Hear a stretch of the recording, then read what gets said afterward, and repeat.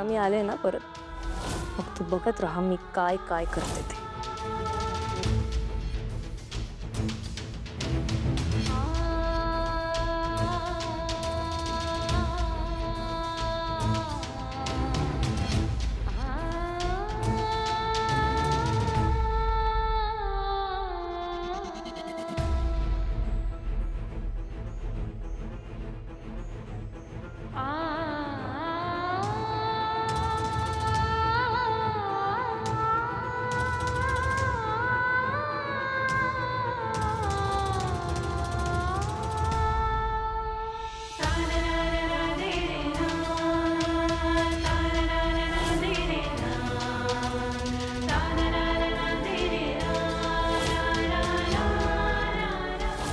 बघ ना रे माझ्याकडे एकदा, मी आले परत तुझी अस्मी.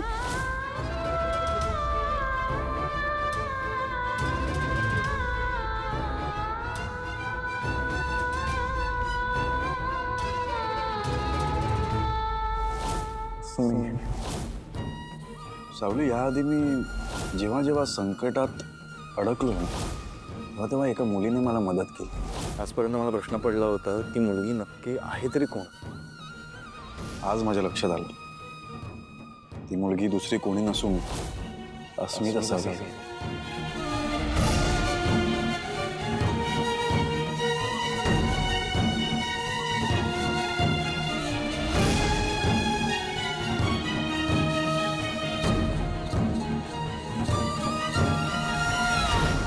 आभाळातून पडणारं पाणी आणि डोळ्यातून वाहणारं पाणी हे कधीच लपवता येत नाही सावली. काय झालंय? अस्मी,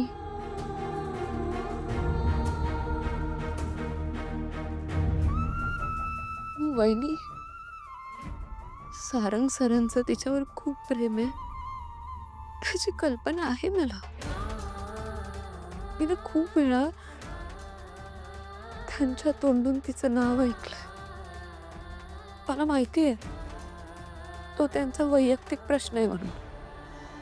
आमचं लग्न झालं ते पण त्यांच्या मनाविरोधात झालं,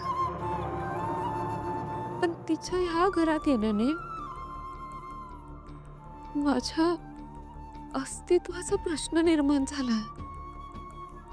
मी काय करू वहिनी, मला काहीच कळत नाहीये. एक सांगू सावली, नदीला ना तिच्या पूर्ण प्रवासात माहिती असतं की तिला शेवटी समुद्राला जाऊन मिळायचं, कारण तो तिचा प्रारब्ध असतो. तसाच तुझा प्रारब्ध सारंग आहे. आता बघ ना, एवढं सगळं झालं तरी तो प्रत्येक वेळेला कायम तुझ्या पाठीशी उभा राहिला. हा सुद्धा स्वतः तुझा हात धरून तुला घरात घेऊन आला. तो कायम तुझ्या हक्कासाठी भांडला. सावली, तू फक्त त्याच्याकडे लक्ष दे, कारण एक लक्षात ठेव, आयुष्यात कायम सत्याचाच विजय होतो आणि सत्याचाच विजय झाला पाहिजे.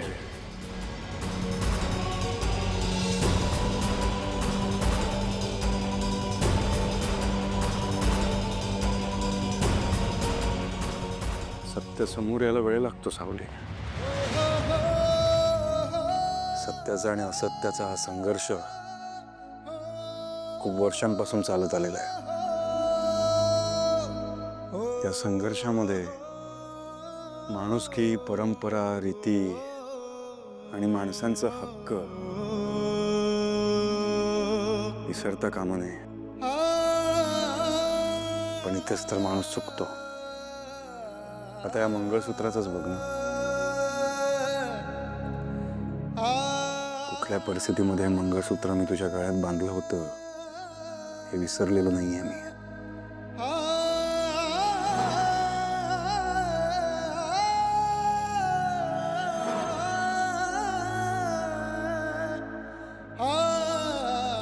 अस्मीचं माझ्या आयुष्यात असलेलं अस्तित्व विसरलेलो नाहीये मी. सत्य आणि असत्य निवडताना मला झालेला त्रास मी विसरलेलो नाहीये.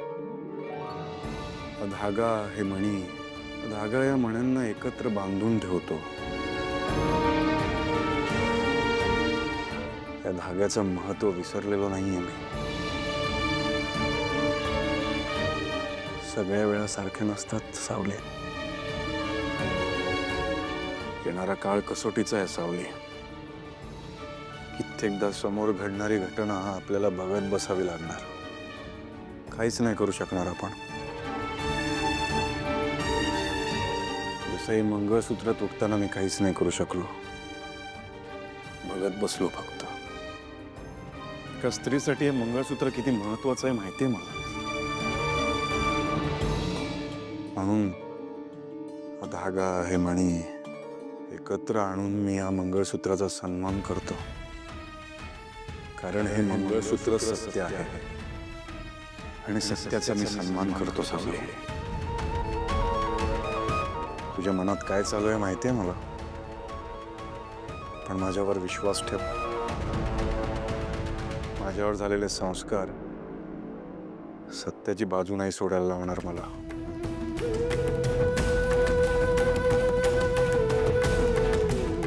तुझा विठ्ठल साक्षात सत्य आहे. तोच तुला, मला, आपल्याला सत्य ओळखायला आणि पचवायला ताकद देईल. सत्य असत्याशी मन केले ग्वाही, मानिले नाही बहुमता.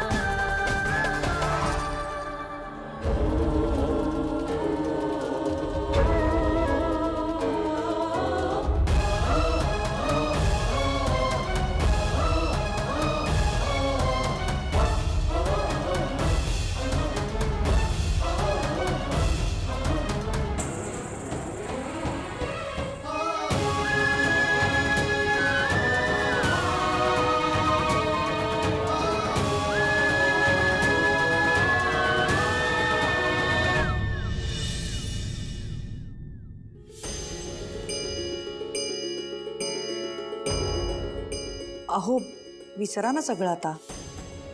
शांत व्हा बरं.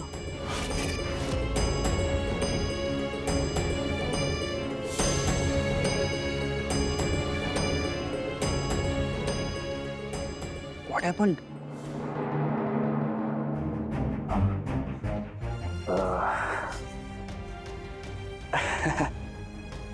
मानलेले फादर, कूल डाऊन. अहो आता तुम्हीच असं वागायला लागलात तर आपण किसके तरफ देखेगा. फादर जरा शांत व्हा. मी शांतच आहे. ओ माय गॉड, हे शांत असून आहे तुमचं? मग चिडल्यावर काय करता तुम्ही? फादर, इतना हर्ट नहीं होने का, चलता है. देखो दुनिया बहुत बड़ी है और लोगों की मेमोरी एकदम शॉर्ट टर्म. लोग विसरता तो लगेच. मी नाही विसरत कधीच. वाह, खल्लास. हे आवडतं आपल्याला. बरं ते जाऊ दे. पण एक गोष्ट माझ्या लक्षात नाही आली. त्या कार्यक्रमात झालेला तुमचा इन्सल्ट और भैरवी, ये क्या कनेक्शन है?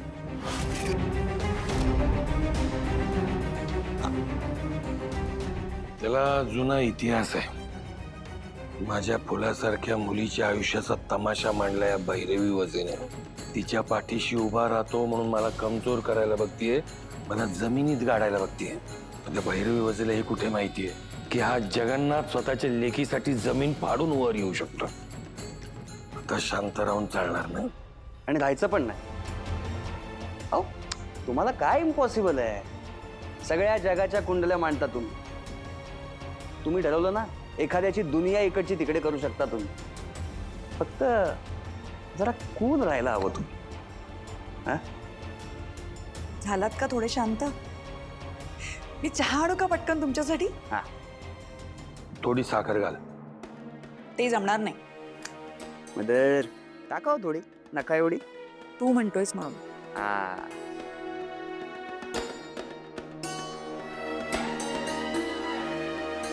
ओके फादर, ते सगळं जाऊ दे आता. मी काय म्हणतो, माझ्या भविष्यावर बोलाल का काही?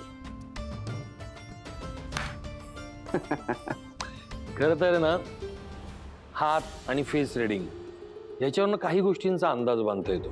पण जर कुंडली समोर असेल तर माझे अंदाज चुकत नाहीत. बर. ज्या दिवशी तुझी भेट झाली त्याच दिवशी तुझी कुंडली मांडली.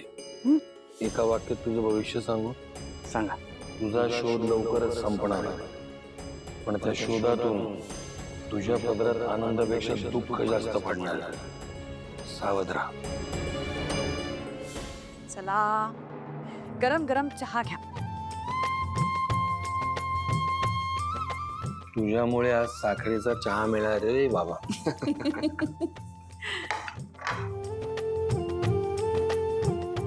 चला, साखरवाल्याच्या अमुळे तोंड गोड झालंय ना? डोकं शांत झालं का जरा? ते जरा कठीण आहे, कारण सतत डोक्यामध्ये एकच विचार आणि एकच नाव घुमतंय, ते म्हणजे भैरवी वजे. ह्या भैरवी वजेचा आणि तिच्या मुलीचा अभिमान आहे ना, धुळीत मिळवायचा आहे. बस.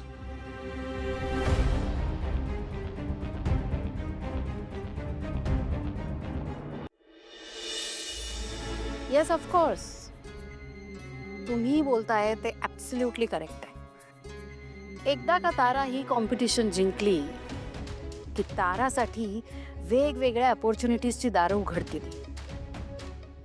असंही ताराचं नाव मोठं आहेच, पण येस, या कॉम्पिटिशनमुळे ताराच्या करिअरला एक नवीन पुश मिळेल. व्हॉट्स आहे? तारा ही स्पर्धा जिंकणारच आहे ना. जिंकणार आहे ना नक्की? शब्द दिलाय हा तुम्ही मला, मोडता कामा नाही. ठीक आहे, पुन्हा सविस्तर बोलूच. हे मम्मा, कॉम्पिटिशनच्या फर्स्ट राऊंड साठी मी हा ड्रेस सिलेक्ट केलाय. ओके आहे ना? हा. मग तारा, तुला आठवतंय मी गेल्या वेळी तुला मॅगझिनमध्ये त्या डिझायनरचे आउटफिट्स दाखवले होते. तुला खूप आवडले पण होते.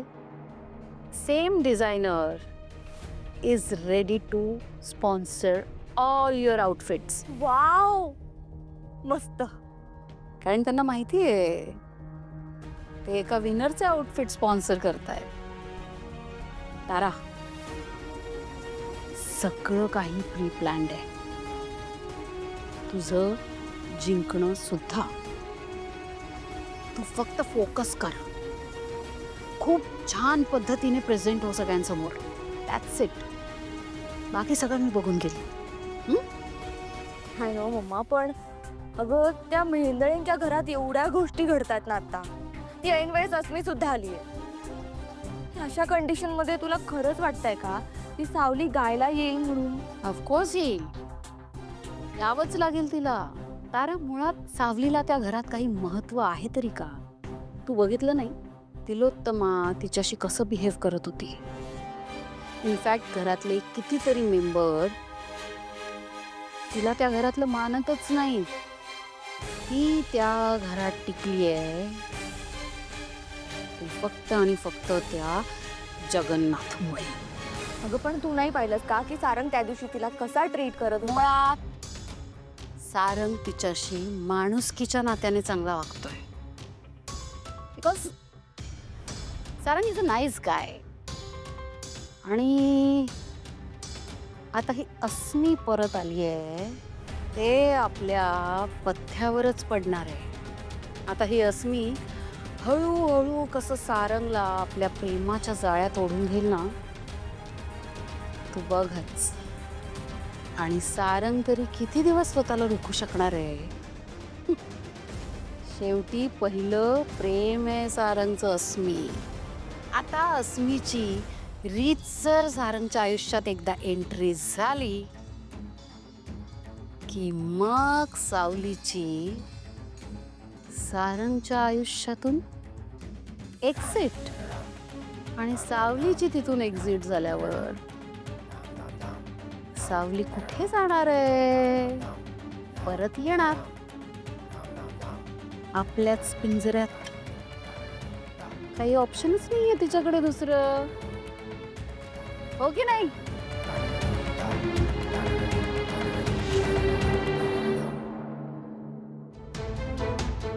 दादा, जे काही झालंय ते बरोबर नाही आहे. सावली वहिनीवरती या आधी सुद्धा संशय घेतला गेला होता.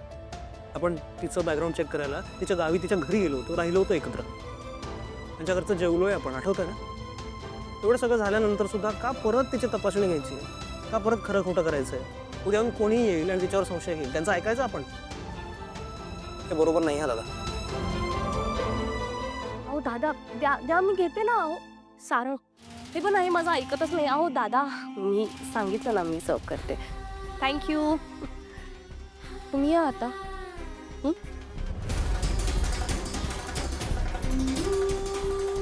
सोहम, बबलू, तुमच्यासाठी मिल्कशेक आणि ऑरेंज ज्यूस आणलाय. सारंग, तुझ्यासाठी कॉफी आणली आहे. नकोय, उपास आहे. तुम्ही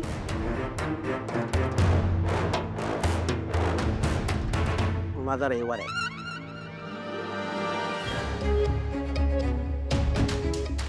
सारंग, कॉफी. जेवायची वेळ झाली अस्मी.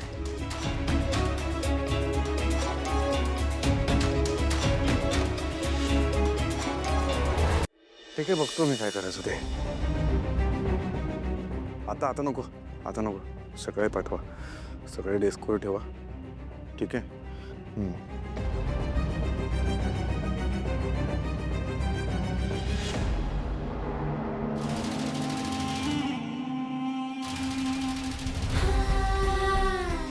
किती मिस केलं मी तुला.